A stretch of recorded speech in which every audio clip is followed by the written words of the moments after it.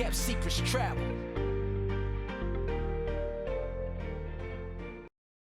Australia is known for some of the nicest wine in the world.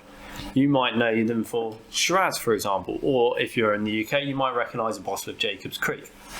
If you're in anywhere like Australia, don't go for these big brands. Go and try some of the local brands which you've never seen before. So if you're based out of Sydney, for example, you could go to Hunters Valley, and you can just try the most immaculate wine. And you go out, try them when you're on a road trip. In a lot of Australia, you will be able to find a vineyard to go and help out just by drinking.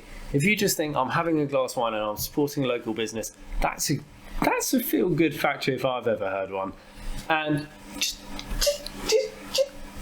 do it. But don't drink and drive if you're camper vanning. Yes, don't drink and drive. Do not support that in any way.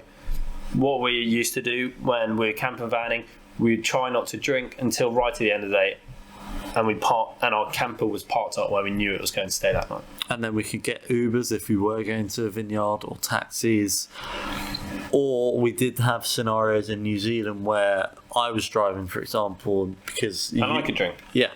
Or you might go on a vineyard tour where they drive for you. Exactly, that's the best thing.